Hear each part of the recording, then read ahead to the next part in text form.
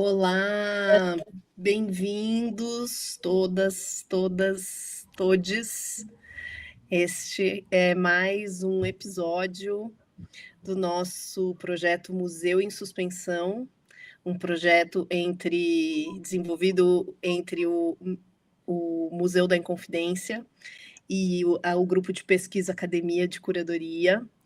Hoje nós temos como entrevistado o Ítalo Almeida. O Ítalo é um artista baseado em Minas Gerais, que esteve em Ouro Preto por um bom período, fazendo uma residência artística. Eu vou pedir licença aqui para ler um trechinho da mini bio dele, apresentando o Ítalo. Ele hoje vive e trabalha em Belo Horizonte, é um artista autodidata e o seu trabalho e pesquisa atua em diversos suportes, como fotografia, cinema e instalação. Ele utiliza como campo de pesquisa os locais de aglomeração popular para cartografar sua localização no mundo. Atualmente desenvolve cenas utilizando fotografia tableau, com o intuito de apresentar o surreal cotidiano da cidade e questionar seu processo fotográfico ao longo dos anos. Na sua trajetória artística, tem passagens pelo Bolsa Pampulha em 22, Residência Artística FAAP em São Paulo em 23, Salão de Arte de Santo André também em São Paulo, entre outras. Em 2025, entre janeiro e abril, realizou uma residência artística subsidiada pelo projeto LPGMG por um período de 4 meses na cidade de Ouro Preto e teve o Museu da Inconfidência como base para sua pesquisa. Além do Ítalo, hoje nós estamos aqui com o Carlos Gonçalves, que é o nosso representante do Museu da Inconfidência, junto aqui com a Academia de Curadoria, em que ele também participa como um pesquisador e curador junto conosco desse projeto digital Museu em Suspensão. Eu gostaria de passar a palavra para o Ítalo, primeiramente, para a gente poder ouvir um pouco sobre essa experiência que ele desenvolveu na cidade de Ouro Preto, já encaminhando, né, algumas ideias para que a gente possa pensar o patrimônio histórico e o museu histórico a partir da relação com a arte contemporânea. Ítalo, você preparou um PowerPoint, uma apresentação para que a gente possa acompanhar melhor o que você desenvolveu? Isso. Bom, primeiramente, boa tarde a todos, boa tarde para quem está assistindo, boa tarde, Ana, Carlos. Feliz de estar com vocês aqui, compartilhar um pouco desse processo, de como foi essa residência, que foi, como você disse, 4 meses, um bom período, assim, inclusive foge um pouco do padrões das residências, né? Geralmente elas têm um período um pouco mais enxuto. E nesses 4 meses que eu tive trabalhando junto com o Museu da Inconfidência e utilizando o espaço deles como uma base e também como fonte de pesquisa para alguns arquivos, eu consegui elaborar uma pequena pesquisa centrada em sons e ruídos, e aí a gente vai ver um pouco disso na apresentação que a gente tem aqui, desse PDF, preparado para o dia de hoje, tá bom? Bom, eu dei o título dessa pesquisa de Ruídos se Organizam. Eu, como você introduziu, né, eu sou daqui de BH, eu nasci em São Paulo, mas minha prática se dá em Minas Gerais, desde o início da minha carreira. Foi aqui que eu fiz outras residências, entendi também o Tableau como uma possibilidade de linguagem para trabalhar a fotografia, utilizando elementos que eu estou sempre capturando no meu dia a dia, na minha prática fotográfica um pouco menos constante, assim, e também onde eu vi possibilidade de utilizar o cinema e instalações como meio de expressões de suportes também. Acho que aqui na residência da FAAP, o cinema ficou um pouco de lado, mas as outras duas coisas, elas estão bem embarcadas, assim. A gente vai ver ao longo da apresentação, tá bom? Bom, quando eu cheguei em Ouro Preto, foi bem interessante, porque era um território que, por mais que seja bem próximo de BH, eu não tinha muito contato. Acho sempre engraçado, assim, como muitas pessoas de outros lugares do país têm essa experiência com esse território, e para que eu tivesse meu próprio contato, demorou bons anos, mas cheguei chegando quase como um residente, passei 4 meses lá e fiquei bem atento ao que seria o meu ponto de partida, assim. Eu quis ir bem aberto com as possibilidades, tinha algumas coisas alinhadas previamente, e o que me possibilitou ir para Ouro Preto foi um edital da Lei Paulo Gustavo, de 23, e lá eu aprovei essa minha estadia na cidade, com o apoio do Alex e toda a equipe do Museu da Inconfidência que me recebeu lá nesse período. E eu estava interessado assim, em trabalhar com mitos e tradições orais da cidade, mas acabou que o que era visual ou que era de cheiro, de gosto, tomou um protagonismo muito evidente na minha cara. E o som, que foi a última coisa que eu fui detectar como uma coisa que Ouro Preto tem de muito particular, mas que não é muito falado, foi o tópico que eu escolhi para segmentar minha busca, assim. Eu acho que isso foi muito mais reforçado quando eu fui entendendo um pouco mais do museu também, e tendo uma vida mais prática de ir ao museu.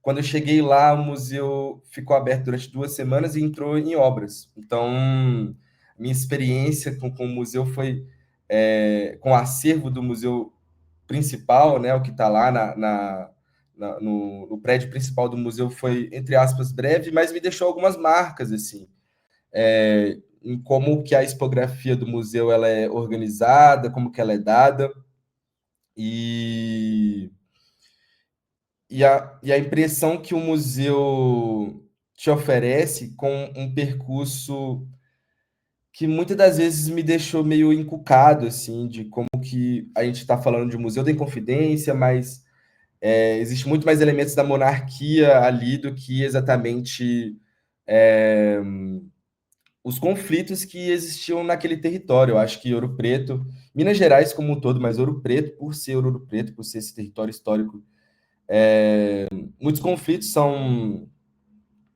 relatados e evidenciados de uma forma meio, não vou dizer supérflua, mas não com a profundidade que poderia ser alcançada. Eu acho que o museu, de certa forma, ele reforça isso um pouco, assim, né? É, é um acervo que ele não sofre alterações muito significativas há mais de 20 anos, a própria tipografia dele e também os suportes que são utilizados são muito específicos, né? São vitrines, é, umas espécies de caixas, quase como cofres de alumínio, protegendo aquele acervo e te distanciando um pouco da sua perspectiva de observador para dentro daquele objeto. Eu, particularmente, tive uma certa dificuldade de interligar todo aquele percurso de uma forma que fosse homogênea, sabe? Eu sempre senti uns barrancos, uns trancos. E, claro, também fiquei encucado com essa questão dos conflitos, assim, de como que as figuras pretas também estavam sendo representadas dentro daquele espaço, e de como que elementos de tortura ou algo do tipo que aí, o museu, de fato, tem buscado dialogar bastante sobre isso, né? Até com as atividades recentes, do passado recente do museu, mas acabei pegando nessa ideia do conflito como uma coisa que eu gostaria de adentrar. E aí, a partir desse conflito, né, dessa questão do som e do conflito, o Alex me apresentou, meio que sem saber dessa intenção minha, o arquivo Curtilange, o acervo Curtilange, né, que é um acervo que grande parte dele está dentro do Museu da Inconfidência hoje, dentro de um espaço que é um espaço que ele existe, ele está lá, ele pode ser utilizado, mas também não tem essa frequência constante de pessoas, né, esqueci o nome do lugar, meu Deus. Onde está qual é o nome do prédio mesmo? Esqueci. Da casa do Casa Pilar. do Pilar, Pilar, Casa do Pilar. exatamente. E achei muito interessante assim o acervo, né? E a história do Courtelange de si, desse homem europeu que vai para o Uruguai, passa um tempo lá e chega no Brasil na era Vargas, e essa identidade brasileira, né, modernista, sendo desenvolvida, e ele, no meio disso tudo ali, acaba chegando em Minas Gerais, em um momento que ele buscava criar uma identidade latina, mas que o Brasil rejeitava essa latinidade, tentava construir sua própria identidade. Então, Courtelange, ele foi ótimo para ele estar em Minas, estar em Ouro Preto e pesquisar o que ele pesquisou e desenvolver o que ele desenvolveu no acervo dele, mas ele também foi um acessório, né, para que fosse criada essa identidade sonora de Minas Gerais. E o acervo, ele basicamente contém canções eruditas, mas também outros ritmos, modinhas, é, produzidas no século XVIII. Algumas coisas do século XVII eu acho que talvez deve ter, mas acho que a maioria do século XVIII. E, sobretudo, essas pessoas que estavam executando essas músicas, né, construindo, escrevendo, tocando, interpretando, eram homens pretos e pardos daquela cidade.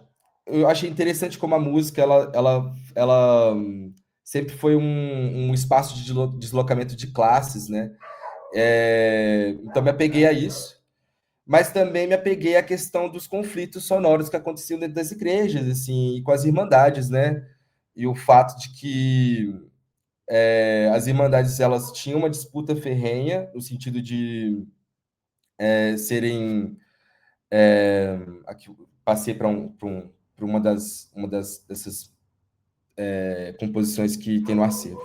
Mas as irmandades terem essas disputas ferrenhas entre elas e isso ser construído não só em construções mesmo de edificações novas, como novas igrejas, novas capelas, mas também da produção musical ser totalmente efervescida por esses conflitos, né? Esses conflitos eles eram e são territoriais até hoje, né? A cidade de Ouro Preto ela se divide entre parte de baixo e parte de cima, né? Mocotós e Jacubas, e achei bem incrível assim como que esse ruído sonoro que fica nas entrelinhas ele acaba sendo suprimido, né? Pela pesquisa do Courtelange, que ele buscava centralizar essas composições em torno do acervo dele e acaba que essas pequenas nuances passam batidos, né? E aí infelizmente, eu não vou conseguir reproduzir aqui para a gente um trecho, me parece, mas isso aqui é uma entrevista de um dos moradores da cidade, esse é o Alcindo. O Alcindo é um maestro se eu não me engano, da Igreja do Pilar.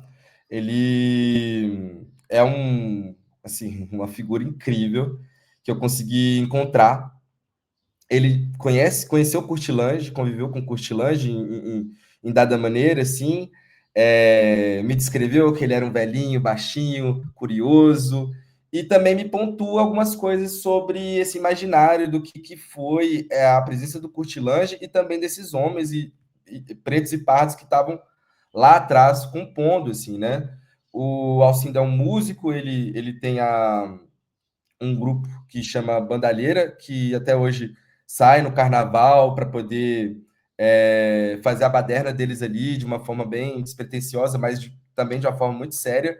Só que ele é esse cara que sabe do contexto da cidade, do contexto musical da cidade, e ele me contou, por exemplo, alguns casos que rolaram sobre o acervo em si, né? E das contradições que o acervo carrega.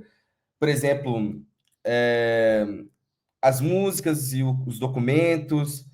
O Courtelange, de fato, salva isso e protege isso, uma vez que ele vai atrás e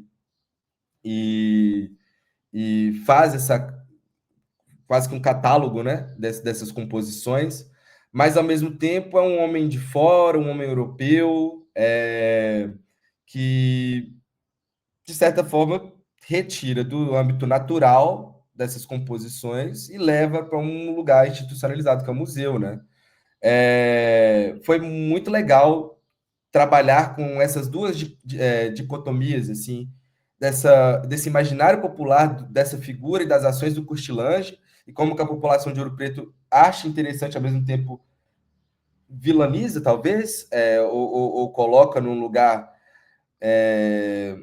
errado, vamos supor, essa ação do Courtelange, como que a história também defende o Courtelange, os documentos defendem o Courtelange, nesse sentido da preservação mesmo dos arquivos. O que eu posso te falar com certeza é que sem essa ação desse homem, né, do Courtelange, realmente, provavelmente esses arquivos teriam sido destruídos. Eu, nesse tempo, pesquisando e procurando saber, escutei histórias desses arquivos como, sei lá, achados em guardanapo, servindo como guardanapo e cardápio de bar, ao mesmo tempo que tem casos de um padre que teve um conflito com o Courtelange, de que supostamente o Courtelange precisava devolver um arquivo e não foi devolvido, e esse arquivo volta depois através da UFMG, se eu não me engano,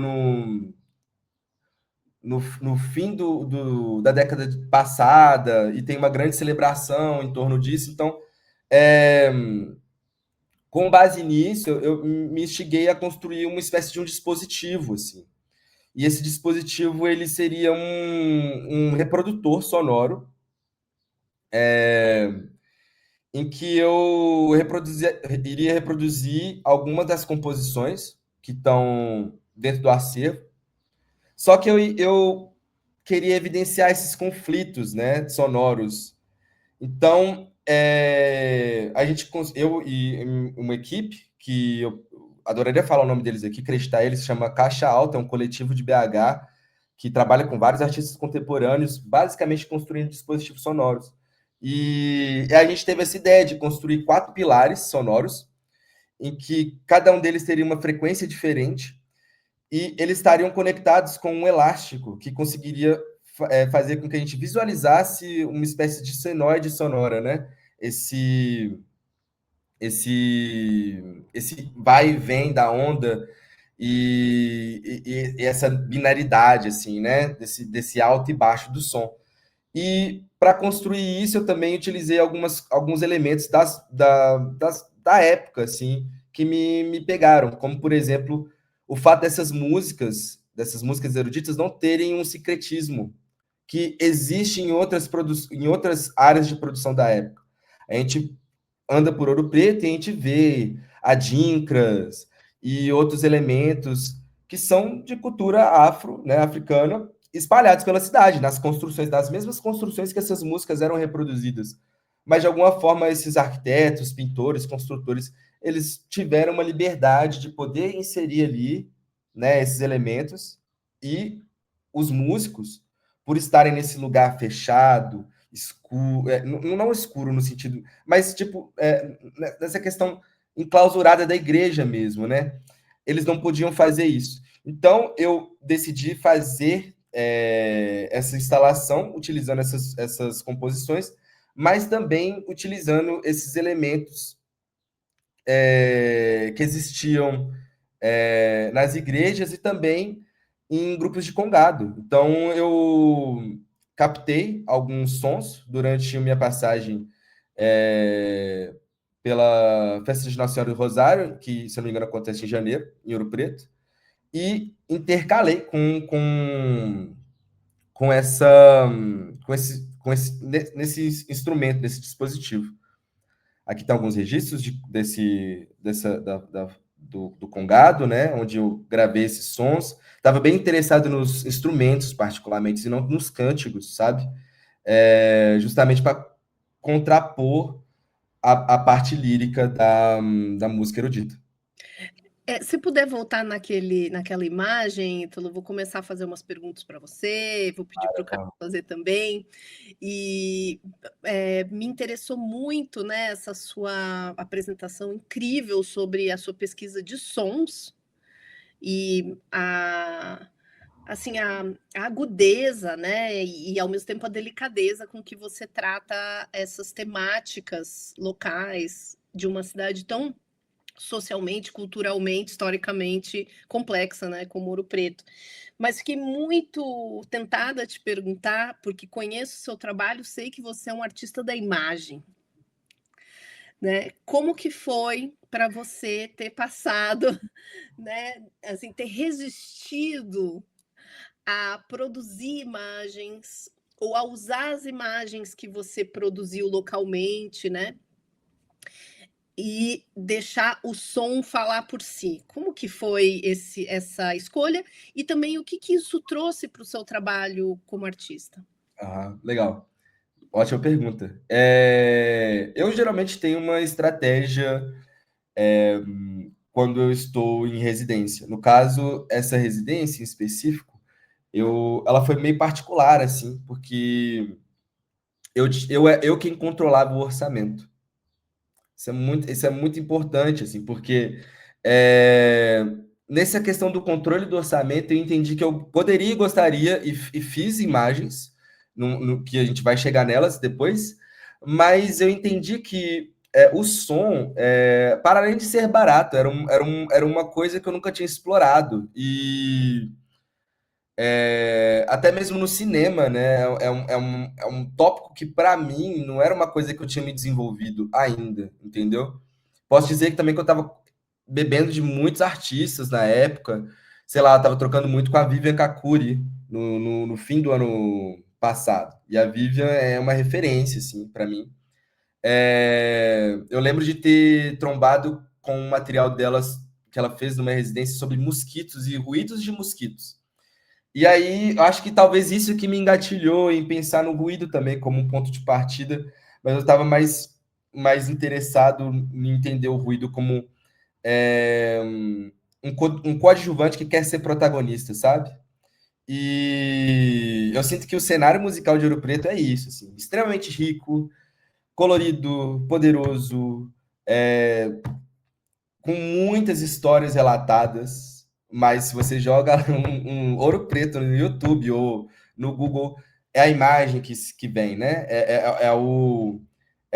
A projeção da arquitetura, do barroco e da magnitude das coisas, sendo que o som ouropretano ele é muito sucinto, né? E existe as quebras de silêncio da cidade do interior também, que me interessava muito. Uma cidade universitária, mas ao mesmo tempo uma cidade com pessoas idosas. Sabe, essa disparidade, assim, foi o que me engatou. E essa vontade também de sair desse lugar, de não ter explorado o som ainda, sabe? Eu acho que o fato do orçamento também me dizer que para o som eu estaria bem mais preparado do que para a imagem e para a pintura ou para qualquer outras coisas, me fez visualizar que seria um bom caminho. E posso dizer também que essa instalação, por mais que ela seja uma instalação sonora, ela ainda tem muitos elementos imagéticos, né? Então, assim, acho que eu saí um pouco do caminho, mas também não foi muito, sabe? Pois é. Ô, Ítalo, essa questão sobre o som na cidade, né? Eu tô lá morando já há quase 2 anos e a gente começa a perceber alguns ritmos sonoros, né? Seja da circulação das pessoas, dos moradores, dos sinos, né? Da percussão do congado, das irmandades, ou das fanfarras, né? Dependendo do período do ano. E há sempre, é isso que você disse, sempre há uma sonoridade, uma melodia que circula a cidade, né? E, como você disse, tem uma fronteira, né? A cidade, de alguma forma, ela é segregada em vários campos, né? Seja em república, seja nos moradores que estão lá há décadas e os turistas, né? Então você meio que rompeu essa bolha, né? Você conviveu com essas pessoas, com essas tradições, né? Esses campos culturais. E aí o que eu ia te perguntar é quais você acha que são as maiores diferenças que você vê no que é mostrado da cidade no circuito turístico, né, no comercial, e o que isso não é visto, né? O que a tradição fica de fora, né? Porque fica muito dedicado ao turismo, a cidade, né, basicamente, e que os visitantes não se identificam, não reconhecem ou nem sabem do que existe, né? Eu queria saber como é que você percebeu essa dualidade cultural, né? Ótima pergunta também. Maravilha. Eu acho que assim, eu de fato tentei furar o máximo possível a bolha que eu estava ali. Eram 4 meses, né? Eu senti que eu precisava fazer isso, assim. E é muito interessante você pegar, sair do centro da cidade ou sair do ponto do museu e, e ir para um lugar periférico da cidade e entender o que muda ali, né? Eu acho que o que existe de Ouro Preto que não é que não tem essa que não serve como uma talvez um cartão postal da cidade, mas que é quase que uma joia escondida, é justamente as pessoas, assim, sabe? É justamente a população e, sobretudo, a população periférica, sabe?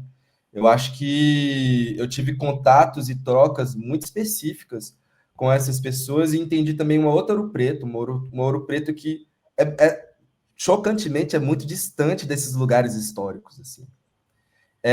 Uma das pessoas que colaborou comigo nesse projeto, que a gente vai ver mais à frente da apresentação, é o Lucas, que é um rapaz que tem 22 anos e ele nunca foi no Museu da Inconfidência. E ele nasceu em Ouro Preto, entendeu? E é muito louco pensar que uma obra que vai estar com ele vestido lá, sabe? Tipo assim, sendo representado numa fotografia, talvez chegue primeiro do que ele no museu, entendeu?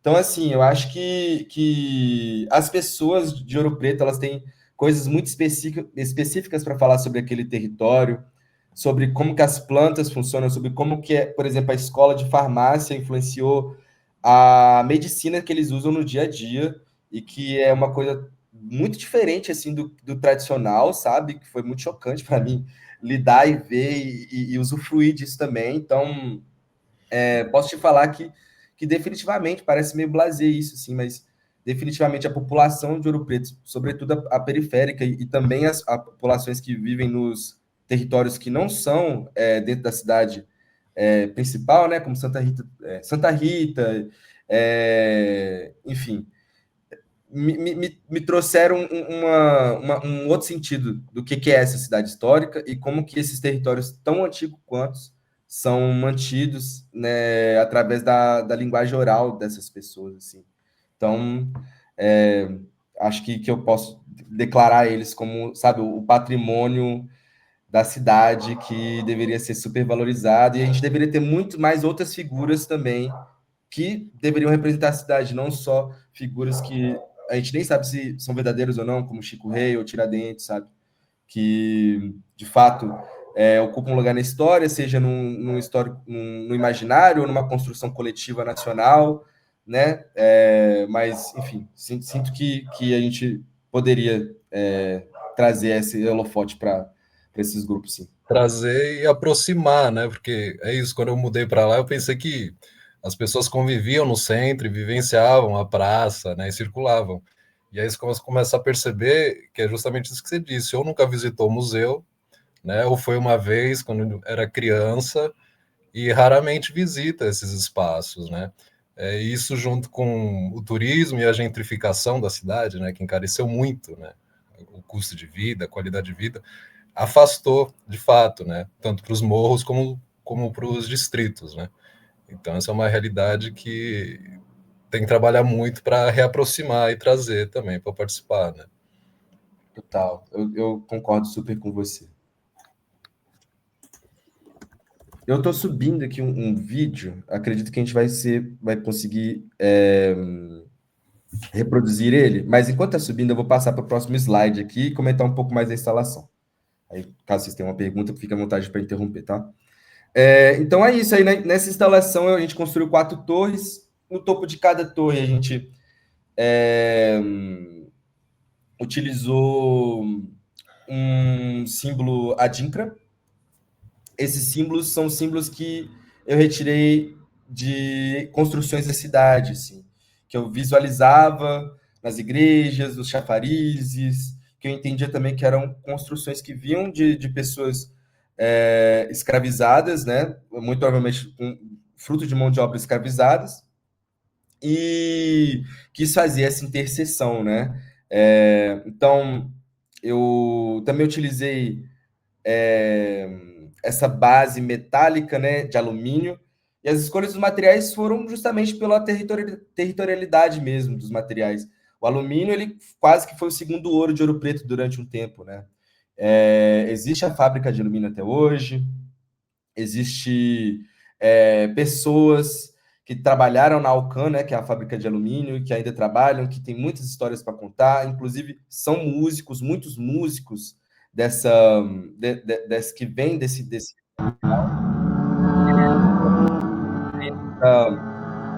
da obra. Esse foi um teste que a gente executou. Eu ainda não fiz uma reprodução total dela, mas isso foi um teste na casa do Pilar. E aí o que está tocando nessa parte de baixo é uma música do Acervo. Deixa eu colar.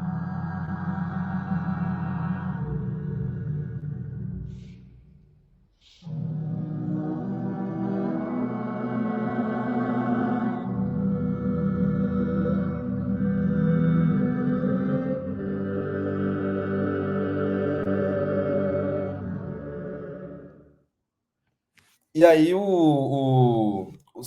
a reprodução acontece de 1 em 1 hora, sincronizados com os sinos das igrejas, como o Carlos citou, é um som que predomina na cidade e que me marcou muito também. E aí é isso, o alumínio utilizado como material e também a pedra-sabão. Esses elementos que eu desenhei, eu fui construir e aprender a esculpir. Eu não mandei bem. Então, assim, consegui uma ajuda maravilhosa do pessoal de Santa Rita para poder construir junto comigo. Aqui estão alguns registros mais detalhados desses símbolos adíncros. Cada um deles significa uma coisa, dado o contexto da obra, eu escolhi esses em específico para além deles estarem também nas construções, né, das igrejas. Enquanto a gente olha essa imagem maravilhosa dos seus estudos, né, você tocou num ponto que acho que é crucial para vários dos seus trabalhos, que é essa questão de você lançar mão de uma coletividade, né? Você é um artista que tem isso em vista, né? Assim, a cooperação com pessoas em geral, não necessariamente com artistas, também com artistas, sejam eles de qual, né, sistema artístico for, se é da arte contemporânea, se é da arte entendida como popular, né, periférica, erudita, assim, você é um artista que tem isso em vista. Então, queria que você falasse um pouco, né, como é que foi essa sua experiência largamente coletiva para você produzir, né, esse grande trabalho que resultou da residência, e como isso descende de uma prática, pelo menos na minha visão, né, eu vejo muitos artistas que trabalham com a imagem trazendo essa perspectiva de trabalhar coletivamente, né? Desse lugar do qual você vem, né? Seja operando com movimentos sociais, grupos sociais específicos, né? Como eu disse antes, artistas, artesãos, pessoas que têm habilidades e conhecimentos que você precisa. Então, esse é um dado muito específico da arte contemporânea, eu acho, mas em particular do seu trabalho. Eu queria te ouvir um pouco sobre isso. Ai, Mara, não. Eu acho que assim, apesar de que o cinema ele me coloca também nesse lugar de trabalhar em coletividade, eu acho que é muito diferente quando você traz isso do campo da arte contemporânea, muito, muito. É interessante também entender que as pessoas que estão trabalhando, entre aspas, como seus fornecedores, gosto de chamar eles de parceiro de trabalho mesmo, né?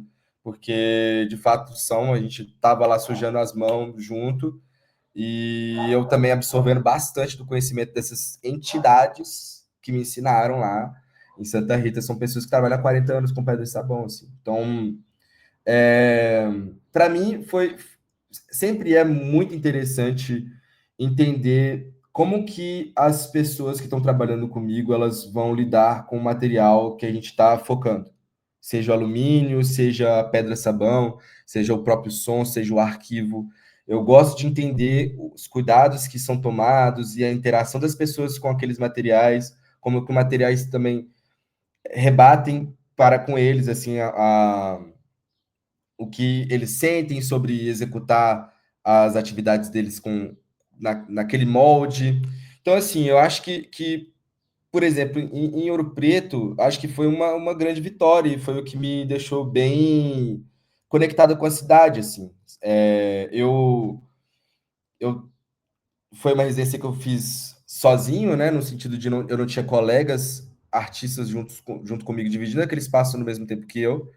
E essas pessoas viraram meus parceiros de ateliê, viraram meus parceiros de fumar um cigarro, tomar um café e falar sobre como que uma máquina estava funcionando e como que a gente deveria resolver o problema a partir daquilo, assim. Então, é, essa coletividade que você citou, ela não vem só da execução, ela vem muito da pesquisa também. Em todos os meses que eu passei em Ouro Preto, eu saía com as pessoas, eu levava um gravador, eu pedia permissão e eu gravava aquela conversa junto com todo aquele ambiente que estava rolando ali. E eu sentava, escutava as nuances das pessoas, as pausas, o que elas tinham para poder me passar. E isso tudo foi absorvido no trabalho. Assim, eu acho que eu posso falar, por exemplo, que a Sidneia, que é uma historiadora da cidade, ela foi uma pessoa que contribuiu enormemente assim, para o trabalho. Não só ela, como o filho dela também.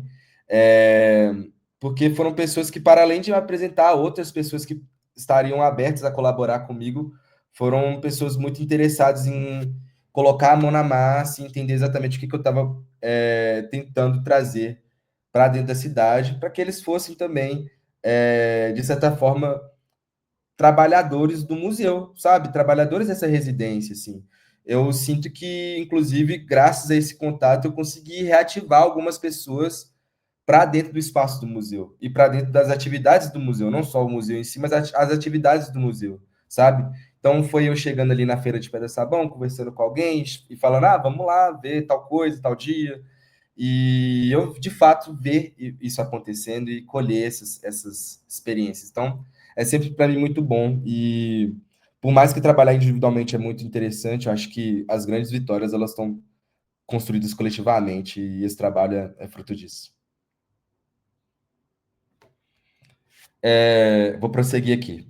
Então, é isso. Acho que tem aqui alguns registros dos meninos que me ajudaram lá em Santa Rita. É uma fábrica de panela de pedra sabão, então também tem isso, sabe? Atirar a galera da normalidade ali e falar assim, nossa, não, agora você vai construir uma escultura. Vamos ver como que sai essa coisa aqui, sabe? E aí eu vou falar mais rapidinho dessa parte aqui, que eu acho que o tempo está também se esvaecendo, que são outras duas produções também que vêm dessa mesma temática, que elas chamam Cavaleiro 1 e 2. Durante a minha estadia na cidade, eu visualizava as pessoas utilizarem cavalo, assim, né, para poder se deslocar, mas assim, muito raro. Quanto mais distante você vai do centro, mais você vai ver. E quanto mais no centro você vai estar, mais você não vai visualizar essa figura galopando por aí. E ela pode ser uma pessoa mais velha, mas grande parte dessas pessoas eram pessoas jovens. Assim. Me chamava muita atenção que todas as vezes eles estavam com o celular na mão, escutando a música, às vezes um JBL. Eu achava até meio estranho, assim, né? Tipo, colocar um barulho alto perto do bicho, né? Não sei se o cavalo achava de boa aquilo ou não. Até perguntei para um deles, eles falaram, já está acostumado e tal. Então, essa figura dessa figura periférica mesmo, que utilizava um meio de transporte que muitas das vezes é retratado, pintado, ilustrado, quando se fala de Ouro Preto, ainda estar lá presente, só que numa configuração totalmente diferente, assim, né? E eu estava tentando buscar, assim, uma conexão entre essa figura que saía, né, galopando pela cidade e que atraía maus olhares, assim mesmo, né? De tipo, desse conservadorismo que também existe na cidade para com pessoas periféricas ou para com funk, por exemplo, que era o que os meninos escutavam muito na JBL deles. E como que esse ruído ele teria algo que fosse um sinônimo lá atrás, que fosse uma coisa parecida lá atrás. E aí eu trombei com um texto de um homem, acho que era um padre, chamado André João Antonil, em que ele descreve sobre as questões da Vila Rica, ele reclama bastante da cidade. Reclama bastante da cidade, fala que era um lugar difícil, frio de morar, que o dinheiro estava corrompendo tudo. E aí ele começa a elaborar sobre custos de algumas coisas, e lá eu trombei um custo desse profissional, que é o negro trombeteiro. É uma função inicialmente militar, mas que ela foi dada continuidade nela, e ela era utilizada para enunciar situações, horas do dia, eventos, e também coisas mais pífias, assim, como a chegada de um dono de escravos em um território, por exemplo. Só que a corneta é uma coisa que irrita, né? A corneta não é um instrumento sonoro, bonito, ele é uma coisa aguda e sempre usada. Pô, a gente usa o cornetar para reclamar das coisas, né? Por exemplo. Então, me interessei assim nessas duas figuras e fazer essas duas imagens ganharem vida uma do lado da outra. Importante falar também que eu quase não achei. Essa aqui é a única ilustração que eu consegui encontrar dessa função desse negro corneteiro, desse negro trompeteiro. E me interessei também por construir essa imagem, entendeu? Então, eu aliei com a Agnes Antônia, que é uma ex-residente de Ouro Preto também, uma pessoa indígena, uma mulher trans que passou muitos anos da vida dela em Ouro Preto, conhece os códigos da cidade, também conhece os códigos que existiam na cidade, porque ela é uma historiadora, além de figurinista e diretora de arte, e juntos a gente chegou em dois resultados, duas fotografias, que inclusive eu contei com o Ben, que é um cineasta que também mora aí em Ouro Preto para ser o meu modelo. E eu tentei recriar assim uma espécie de atmosfera dessa Ouro Preto antiga e ainda não urbanizada. Essa foto foi feita, por exemplo, lá em cima, lá perto do Morro da Queimada. Tem algumas intervenções de ar nessa foto também. E essa aqui é a foto que eu citei com o Lucas, né? Em que ele está basicamente retratando ele mesmo. A gente utiliza o short dele, a gente utiliza a caixinha dele de som, a camisa do Peñarol do time de futebol. É um time que ele conhecia, então ele que escolheu. E eu basicamente direcionei ele só para atingir uma composição parecida entre essas duas fotos aqui. Mas eu estava bem interessado nessa ação dele de galopar, sair por aí, se reunir com os amigos e escutar música, né? Se deslocar no único dia de folga dele, assim. São fotos que não são díptico, mas acho elas bem interessantes de se visualizar juntas. Aqui eu tenho um projeto expositivo, mas acho que a gente pode segurar por aqui nas produções. Eu, inclusive, ia pedir para você falar um pouquinho, agora que você deu a deixa, né? Aqui a gente conhece, né, o trabalho do Ítalo como esse artista que trabalha muito com essas imagens e imagens criadas, imagens imaginadas, né? E você disse assim que você utilizou, inclusive, a intervenção da inteligência artificial. Dado que somos, né, um grupo de pesquisa, academia de curadoria, que tem muito interesse pela questão do digital, seja das artes digitais, seja da presença do digital na nossa vida como um todo hoje e como isso impacta, né, a produção e a própria compreensão das artes visuais, fala um pouquinho para a gente sobre como é utilizar a inteligência artificial para produzir essas imagens, que inclusive tem um peso histórico enorme, né, Ítalo? Que imagens fortes, né? Que imagens. Eu estou vendo aqui primeira mão, junto com os públicos que estão assistindo, eu não tinha visto, né? Fiquei muito feliz de poder ter esse contato, porque são realmente imagens que falam sobre essa permanência de determinadas relações sociais, né, lógicas dessa sociedade nesse território.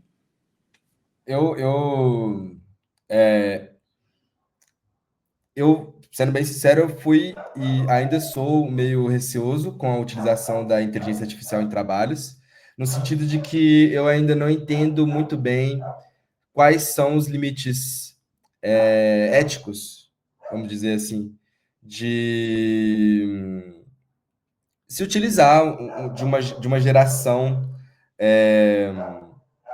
artificial para dentro de uma imagem real. Mas, ao mesmo tempo, para mim, foi uma coisa muito orgânica, sabe, Ana? Porque essa foto é completamente mexida, né? É uma foto completamente mexida. Para além do figurino, para além do cavalo, para além da casinha e da estradinha, e dessa névoa que eu coloquei com a inteligência artificial, é um céu roxo, né? É um céu roxo, são cores saturadas.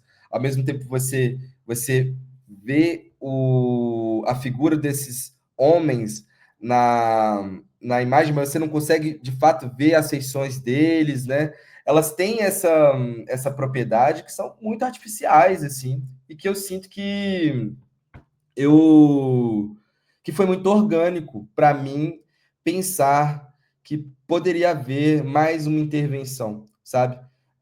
Eu confesso também que eu cheguei a considerar inteligência artificial em outros meios, em outros lugares de todo esse trabalho. Inclusive para a geração da música que foi utilizada na instalação anterior. Mas eu acredito que, assim, o que você pontuou é muito importante, né? São imagens que retratam um período histórico, e a IA, ela auxilia muito na construção desse imaginário, seja ele surreal ou não, seja ele fiel ou não, né? Me foge o nome da artista agora, mas há um tempo atrás eu estava mergulhado no, na... Poxa, é uma artista que ela tem uma pesquisa em que ela gera imagens de mulheres lésbicas, só que num contexto do século XVIII ou XIX, assim. E eu achei assim, sabe? Porque essas mulheres existiam, essas mulheres, sabe, elas de fato estavam lá, mas todo um contexto histórico não nos permitiu retratá-las ou elas se retratarem, né? Elas se ilustrarem, elas É terem a uma Mayara Ferrão, então? Exatamente, Carlos, obrigado. Maia Ferrão, exatamente. O trabalho dela foi bem impactante para mim, assim, porque ele veio numa época onde a IA estava sendo utilizada para construir coisas que não necessariamente simulavam um período passado, mas sim um futuro, ou então algo surreal demais, assim, sabe? E eu acho que essa ferramenta, que é um tanto contraditória, ela veio para ficar. A gente tem que entender como trabalhar com ela da melhor forma possível, o alinhamento ético que a gente tem que ter também para com essas ferramentas. Eu acho que o fato da gente ter treinado essa tecnologia sem saber é uma coisa muito delicada, ao mesmo tempo que é muito incrível, por exemplo, você conseguir colocar uma casinha, uma estradinha ali com um prompt, e isso ser uma parada que eu não preciso, sei lá, gastar dinheiro com isso de uma forma, sabe, irreal, assim. Ao mesmo tempo que ela retira um pouco dessa nossa escolha de alimentar ou não essa máquina e treinar ou não essa máquina, ela também nos fornece essa acessibilidade. Então, assim, talvez seja o nosso mal e o nosso bem para lidar nos próximos anos, mas é isso, acho que é uma coisa que eu pretendo utilizar mais vezes, assim, e também pretendo entender como que pode ser contraditório utilizar elas, né? Eu acho que, por exemplo, essas imagens, eu não posso construí-las, eu não posso escrevê-las em concursos ou qualquer outra coisa que solicite que a imagem seja real. Só a da direita, por exemplo, né? A da esquerda, não. Então, assim, né? como que isso é possível, o que de fato é uma fotografia, uma imagem real, né? Quais que são as intervenções que são permitidas ou não fazer para se considerar aquela imagem autêntica, né? Ô, Acho que Ítalo, eu queria te perguntar um pouco sobre, continuando sobre o processo criativo, quando você começou sua residência em Ouro Preto, você tinha a ideia de ficar só no registro fotográfico, né, no tableau, nas fotografias encenadas, ou você já tinha essa ideia de ir para o som, de fazer gravações, de fazer instalações, ou foi algo que você viu que era necessário e que talvez a imagem não seria suficiente, e você falou, não, vou precisar ir para o som, vou precisar ir para a instalação, porque transcende. Queria que você me falasse um pouco sobre isso.